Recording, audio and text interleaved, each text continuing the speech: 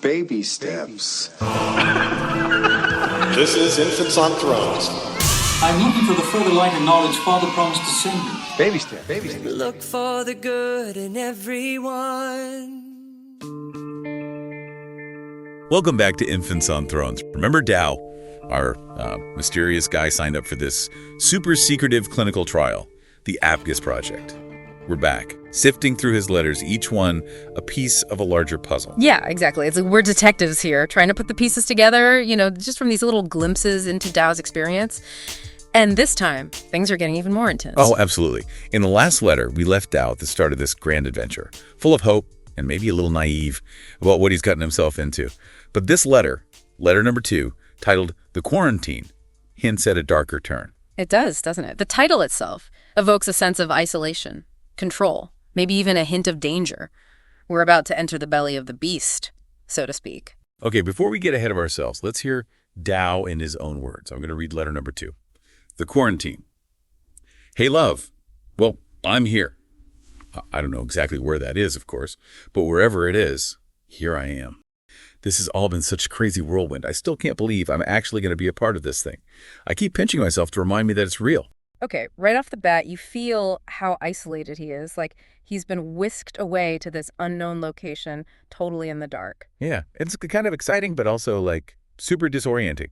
Like where am I? What's going on? Exactly. Like he's trying to play it cool, but you can sense that anxiety lurking underneath. Definitely. He's got that, can you believe this is happening energy? I keep pinching myself to remind me that it's real. But is it really all that exciting? I mean, are we buying it? Okay, so then he says, I wish I could tell you all about it, but they've sworn me to secrecy, and they don't seem to have much of a sense of humor about any of this either. They say they aren't military, but they sure seem like they are military. Maybe I could loosen them up a bit. I could be pretty good at that at times, remember? Winky face emoji. He's trying to joke about it, but you can feel that tension, right? Oh, yeah, big time. All this secrecy, this control, it's starting to feel a little claustrophobic. Yeah. Okay, so he goes on. Anyway, I guess I fit the profile of what they were looking for because they got back to me almost immediately. They called and interviewed me over the phone and sent a car to pick me up the very next day to bring me to wherever I am right now.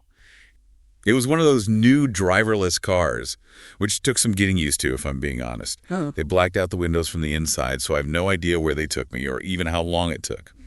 Blacked out windows. Looks free, right? Super creepy. And the driverless car, too. It's like, hello, advanced technology at work. Right. They are not messing around. Okay, and then get this, he says, they were playing cartoons on a TV screen in the car.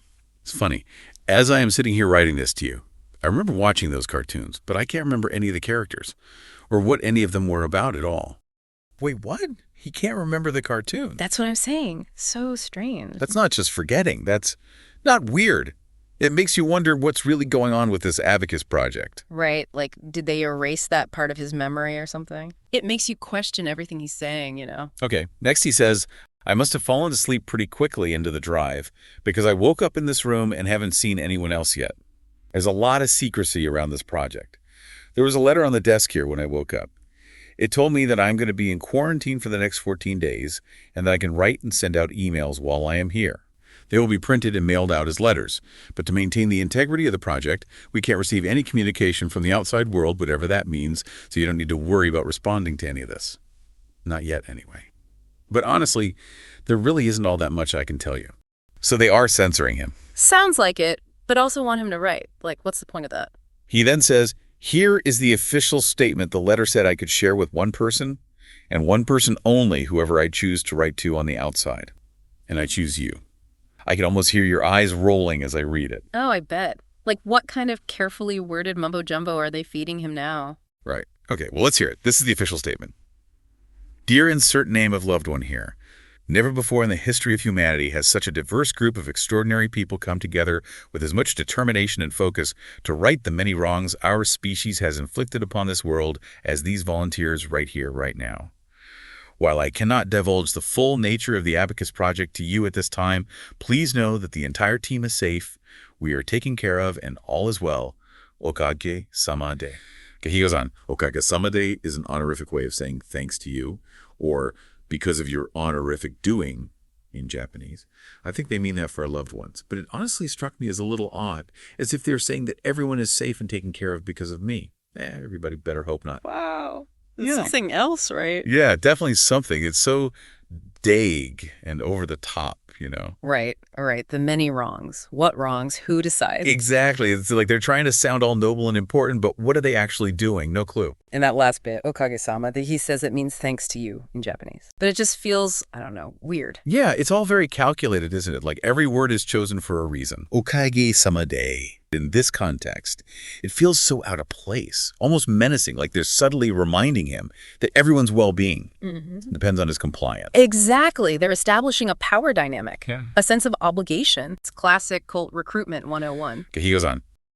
But anyway, that's basically it. That's all they're letting me say, which is too bad because the little bit they told me about this project over the phone, well, let's just say it sounded like everything we always dreamed about. I'll just have to wait until this is over to share more than that. So that's pretty much it for now, as far as the project goes. As to where I am, well, the room is, well, it's empty. That's the best way I can describe it. Everything is white. The walls, the ceiling, the floor, all white. There are no windows, no visible doors, just a desk, also white, and a keyboard and screen that, according to the letter, will only be turned on for me once a day. I think they want me to focus mostly on my thoughts. A white room. Okay, that's just creepy. Right. Super creepy. It's like they're trying to erase his whole world, It's giving me serious sensory deprivation vibes. Or totally. And that can do some crazy things to your mind. Okay, and then, in the middle of all this, he suddenly takes this deep dive into his relationship with his love, the person he's writing to. He says, "It's quiet here. Too quiet. There's a hum, maybe from the lights or the air conditioning, but other than that, nothing. The air smells clean, almost sterile, like a hospital. The floor is smooth and cold under my feet, and when I sit at the desk, the chair feels hard, unyielding. There's a strange kind of emptiness to it all, like the room itself is waiting for something to happen." He's describing the room, but it's like he's also describing himself, isn't it? Totally. Like that emptiness is inside him too. And then he talks about this night when it all seemed to unravel between him and his love. Yeah, you can just feel the pain there, the things left unsaid. Okay, so then he says, "I'll be honest. I can't help but think of that night between us, the night when it all seemed to unravel. There was that same strange emptiness, but it wasn't from a room, it was from us. I remember how we sat there, the silence heavy around us. There were words we could have said, but none of them seemed right. I looked at you, and you looked back, and it felt like we were both trying to see something in each other that wasn't there anymore. Or maybe it was buried under everything we'd left unsaid. I remember your eyes. There was a sadness there, a question that neither of us could answer. We just sat there, staring, wondering what would happen next. Both of us too scared to make the first move. It felt like an end, but also a beginning that we didn't know what to do with. That moment has stayed with me, that strange emptiness, like we were on the edge of something we couldn't quite grasp." Okay, but this flashback, it's not just random, it's a clue. Think about it, the emptiness of the room, the emptiness in his relationship. Ooh, I see what you mean. Like, are they connected somehow? Exactly. What if the Abacus project isn't just about some big mission to save the world or whatever, but also about fixing something broken inside Dao himself? Okay, that's getting deep, Yeah. but I like it. Me too. So he's in this white room, reflecting on his relationship, all this emptiness. And then towards the end of the letter, his tone changes again. How so? Well, he gets kind of determined, like he's ready to face whatever's coming next. Interesting. Okay, so what does he say? He says, "Anyway, I don't know totally how long I'll be here. I don't totally know what's going to happen next, but I'll write again soon. Hopefully by then, I'll have figured something out, not just about this project, but about me, about us. I'm not running this time, not from this and not from you." Not running. But what was he running from before? Is it the project, his past, or both? Good question. I'm not sure, but then he adds this little PS, and it's heartbreaking. Listen to this. "P.S. I hope you don't mind that I write you while I am in here. I know I won't be able to get any responses from you. I won't even know if you get these messages or not, but it is so lonely in here. Just knowing that I have you, I do have you, don't I, makes it all feel a little more complete." Oh, that's so sad. I know, right? He's going through all this, and all he wants is to feel connected to someone. It really shows you how vulnerable he is. It makes you wonder, right? Like, what does a successful outcome even look like for Dao at this point? Yeah, is it him achieving something big for the project? Or just finding some peace? Or maybe both, I don't know. It's like he's walking this tightrope between wanting to make a difference, but also just needing to heal. And the Abacus project is playing on both, right? Like dangling those carrots in front of him. Which brings us back to that official statement they gave him. The more I think about it, the more it feels like straight-up propaganda. Oh, totally. It's all buzzwords, you know? Diverse group, extraordinary people, right the wrongs.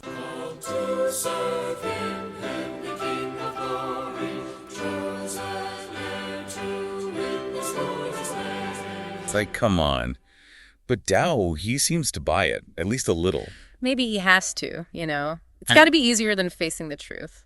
The truth that he might be caught up in something bad, something that doesn't care about him at all. Exactly. But us, we're starting to see through the cracks. And each letter is just another piece of the puzzle, but the puzzle keeps changing. Which makes it so interesting. It's not just a story. It's like we're inside Dao's head. Trying to figure him out. Yeah, and that makes everything way more intense. Okay, so as we head into letter 3, let's remember that. It's not just what happens, but what's going on with Dao. His hopes, his fears. Those are the real clues here. To figuring out what this Abacus project is really all about. Exactly. Well, thank you for listening to Infants on Thrones. We'll be back next time with letter 3, and you won't want to miss it. Until then, keep thinking about those theories, and remember, nothing is as it seems. Thank you for listening to Infants on Thrones.